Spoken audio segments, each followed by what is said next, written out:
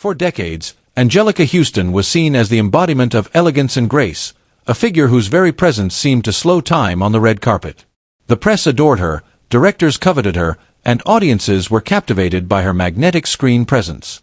But behind the carefully curated image of sophistication and poise lay a life far more tumultuous than anyone could have imagined, a life of quiet heartbreak, punctuated by family betrayals, failed relationships, and a medical diagnosis that would forever alter her dreams of motherhood. Hollywood, with all its glittering promise, held shadows as deep and treacherous as the role she played, rivalries that simmered just beneath smiles, friendships laced with envy, and romances that left scars as often as they brought acclaim. Now, at 74, Anjelica has begun to speak publicly with a candor that surprises many. The stories she tells challenge everything we thought we knew about the icon of the screen, forcing us to reconsider the life behind the legend. What drove her decisions? How did she navigate love and ambition under the relentless scrutiny of fame? And, perhaps most importantly, how did she endure when the world saw only the perfection of her public image? Anjelica Huston was born on July 8, 1951, into a world that seemed dazzling from the outside. Hollywood buzzed with excitement, cameras flashed endlessly, and parties stretched late into the night.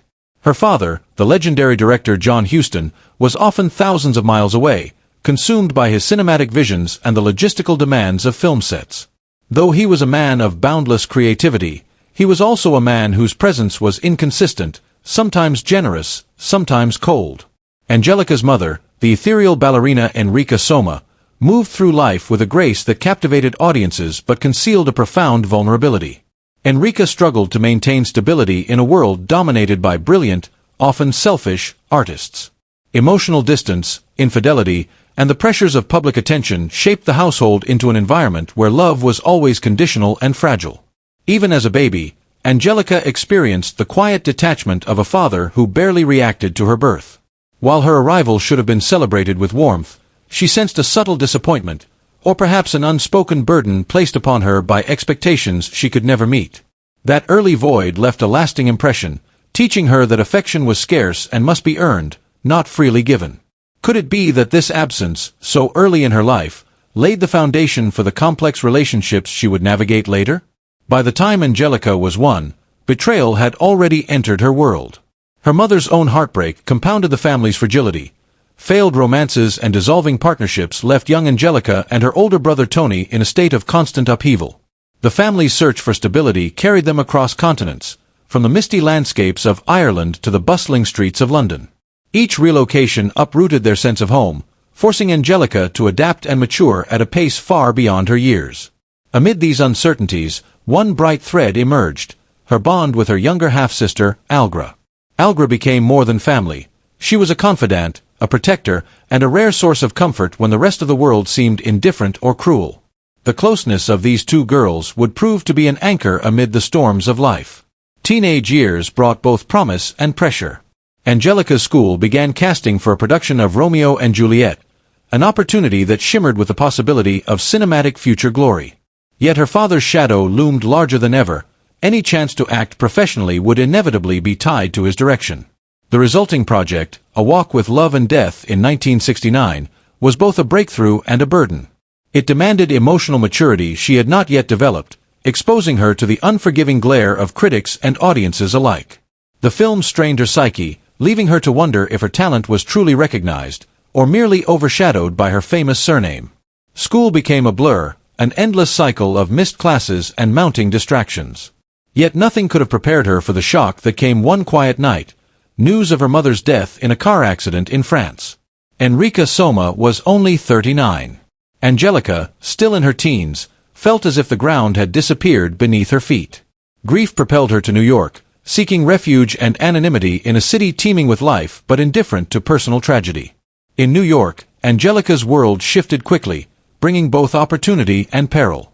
Harper's Bazaar paired her with the renowned photographer Bob Richardson, a man whose brilliance was matched only by his volatility. At 18, Anjelica was vulnerable, navigating both grief and the intoxicating allure of attention from a man who seemed to understand her fragility.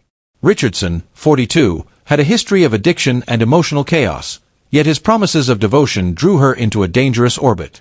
The relationship began with intensity and exhilaration, moments of attention so consuming they bordered on worship, but the dark side of Richardson soon revealed itself. His controlling nature emerged in subtle ways, escalating into outright violence. One harrowing instance occurred during a trip to Mexico with her father and his fiancée. In a fit of rage, Richardson hurled a bottle at her. Fear became a constant companion, teaching her the art of survival in the midst of a love that should have nurtured her. By the time she returned to Los Angeles, Anjelica had severed ties, yet the scars, both visible and invisible, remained. Hollywood, with its seductive glow, beckoned her again. A brief, passionate affair with Jack Nicholson followed. Their connection seemed magnetic, a collision of charisma and charm, but trust proved elusive. Nicholson's frequent affairs eroded the foundation of their relationship, leaving Anjelica to navigate betrayal while maintaining her composure in the public eye. Through it all, she wrestled with the dual burden of her father's legacy and her own desire to forge an independent career. Could she be celebrated for her talent alone, or would she always be defined by the Huston name? By 1976, Anjelica's relationship with Nicholson had fractured irreparably. Life, however, had more complications in store. A chance encounter with Ryan O'Neal reignited the turbulence of romance and ambition. Torn between desire and self-preservation, Anjelica found herself navigating a delicate, dangerous balance. O'Neal, with charm that could melt hearts, also carried a propensity for violence. One night, in a moment that would haunt her memory, he struck her during a party. Anjelica escaped into a bathroom, locking the door behind her as fear and disbelief coursed through her. It was Algra, ever her guardian and moral compass, who offered the simplest yet most profound advice: leave. A single word, laden with urgency and love, crystallized her choices. Anjelica's life had always seemed to unfold like a film, framed, rehearsed, and sometimes painfully edited by other people's hands. Yet during the years she stepped away from the screen, the frames blurred, unscripted moments crept in and demanded a language she had not learned. What does it mean to reclaim a voice when so much of your identity was performed for others? That question would become the quiet ember fueling her return. She retreated from film for 5 years after a series of choices that left her emotionally raw. It was not an exile so much as a recalibration. She lived in rooms full of books and sculptures, wandered the city at odd hours, and learned to sit with the small, unglamorous work of living. When the call came from director Bob Rafelson, an invitation to join the Postman always rings twice, opposite Jack Nicholson and the ascending Jessica Lange, Anjelica felt something complicated, the shiver of opportunity, the ache of old attachments, and the nagging sense that she was stepping back into a landscape that had once defined her. Could she enter that room and remain herself, rather than a reflection of others' expectations? During production, an accident snapped her back to the brittle reality that life is not a plotline you can control. A car collision left her with injuries that refused to be minimized by rest or optimism. Simple tasks became tests of patience, small victories, walking across a room, lifting a cup, felt as grand as an ovation. In those moments she discovered an urgent truth. Waiting for life to hand her stability or validation had been a weakness, an expectation that left her vulnerable. Instead, she resolved to build steadiness in small, deliberate acts. Daily exercises that strengthened her body, study sessions that fortified her technique, and the slower, quieter work of learning how to set boundaries.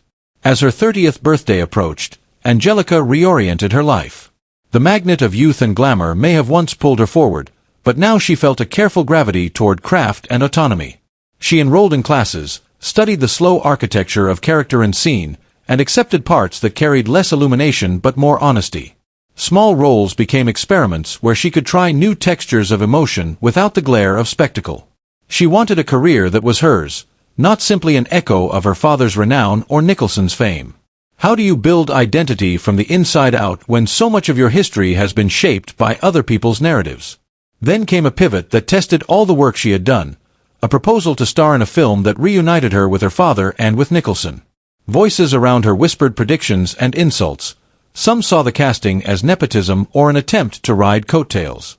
Others suggested that she could never hold her ground in a room dominated by such forceful personalities. The choice felt like a trap. Step onto that set and prove herself in terrain that had been used against her, or refuse and risk being remembered as timid or ungrateful. Which would be the braver act, retreat or risk? On set, tensions were inevitable. The dynamics of familial intimacy and professional rivalry braided into scenes that charged themselves with a raw energy. Anjelica arrived not as a passive participant but as a presence, prepared, deliberate, and quietly fierce. Her performance did not shout. It unfolded with a steady accumulation of small, precise risks. She learned to let silence be an instrument and to make a glance do the work many words could not. When award season arrived, the world shifted. The Academy's recognition was not merely a token.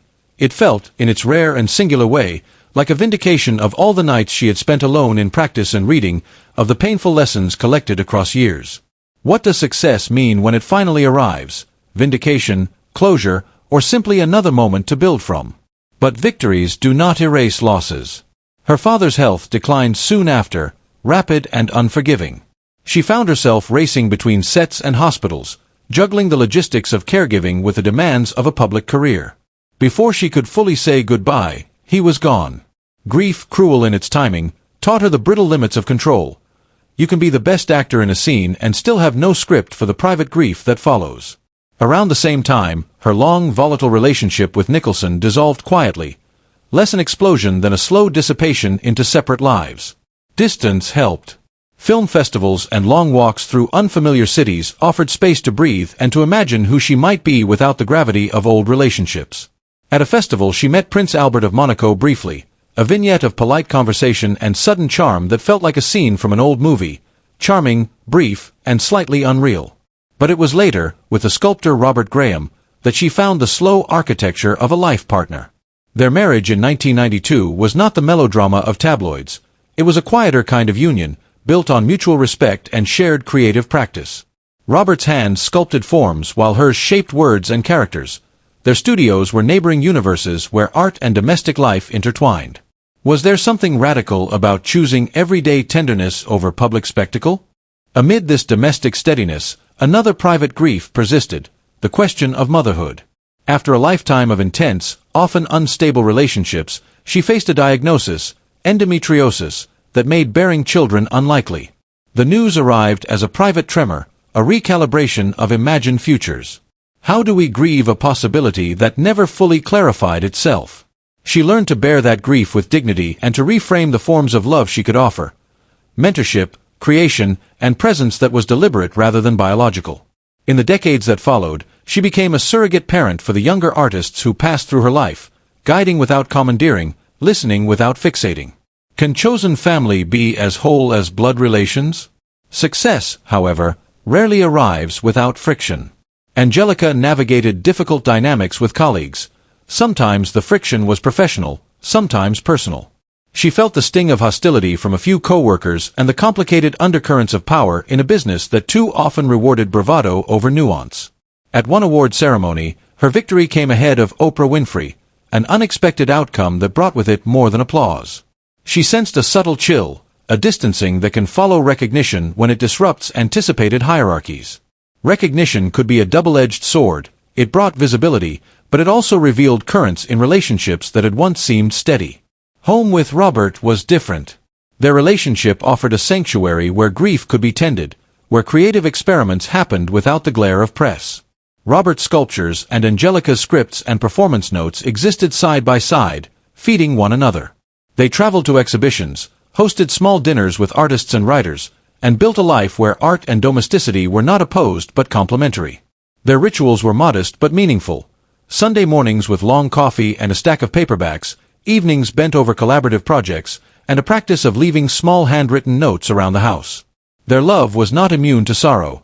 In 2007, Robert fell ill and passed within 6 months.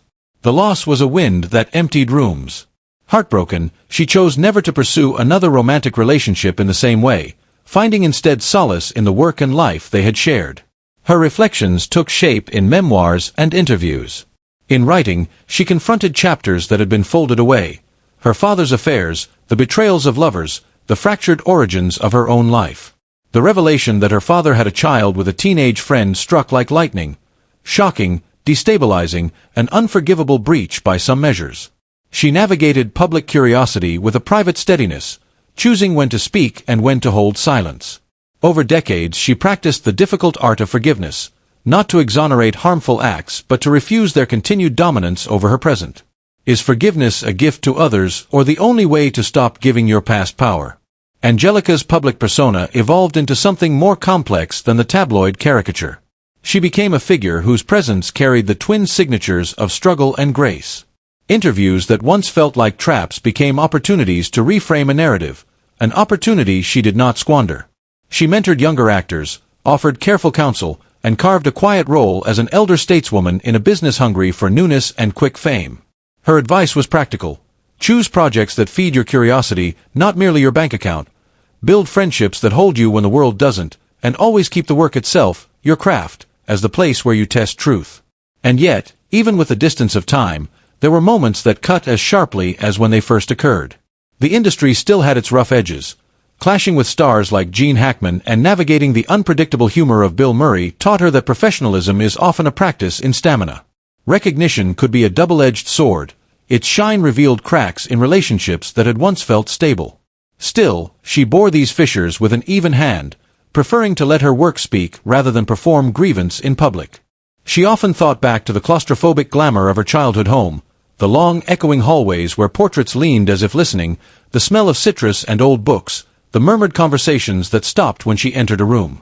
Her father's charisma was a magnetic weather.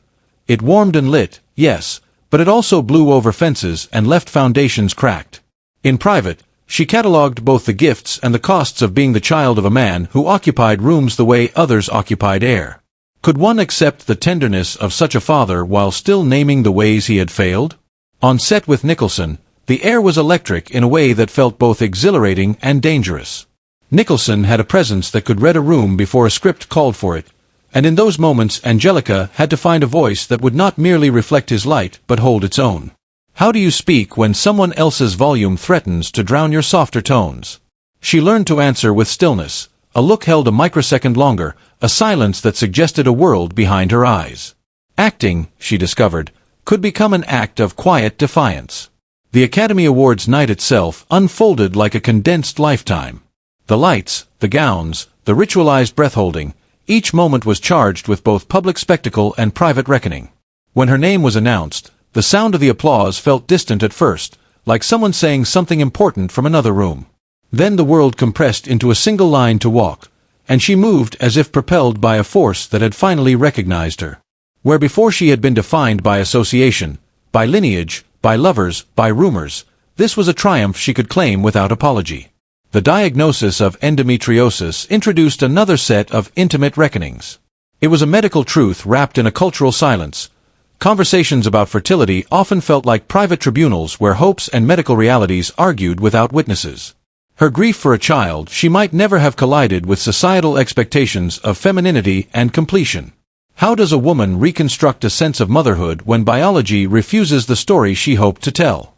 Anjelica turned toward other forms of generativity, mentoring young actors, investing time in small theater companies, and forming deep, chosen bonds that functioned as family. Her marriage to Robert Graham became, in retrospect, a sanctuary forged out of mutual curiosity.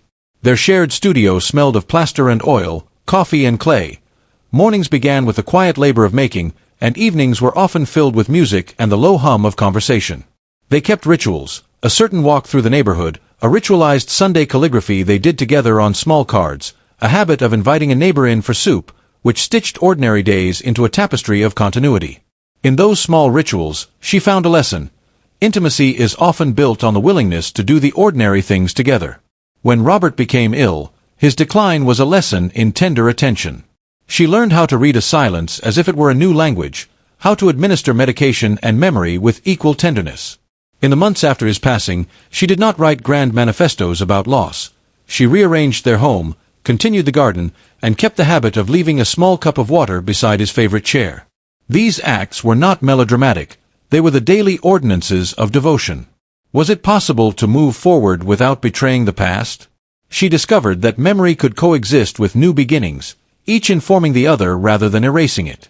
Her later career was marked by a steady commitment to craft rather than a hunger for attention. She directed, she chose roles that allowed patience and complexity, and she found satisfaction in projects that permitted quiet rather than spectacle. Young actors, some nervous and bright-eyed, would come to her for counsel. To them she offered rules learned through trial.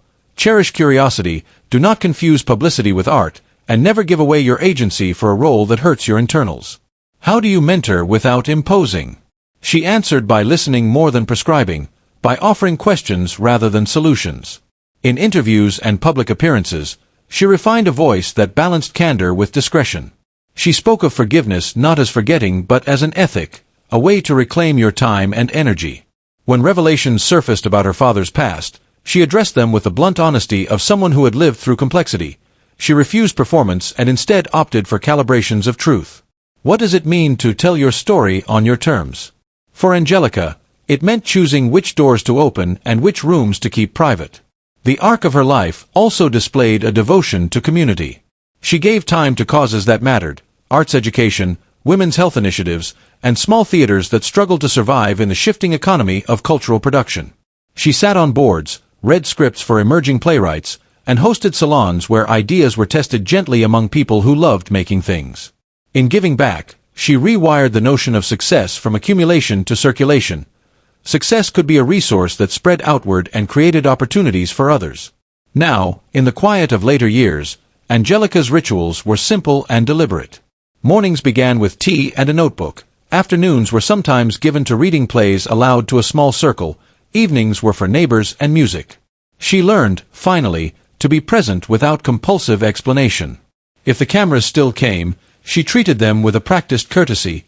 Otherwise, she lived in the granular pleasures of a life tended. What remains when the world has moved on? A set of choices that embody a life lived with intention. Her story does not end with a tidy moral. Instead, it offers something more complex. A life that understands how danger and beauty can coexist, how ambition can be gentle, and how love can be both a shelter and a school. She faced betrayal and survived. She chose to forgive and, through that labor, discovered an attention that reshaped her work and her relationships. Above all, she taught us that the pursuit of passion must be balanced with the necessity of care. She continued to honor small rituals, finding solace in steady, ordinary daily kindnesses.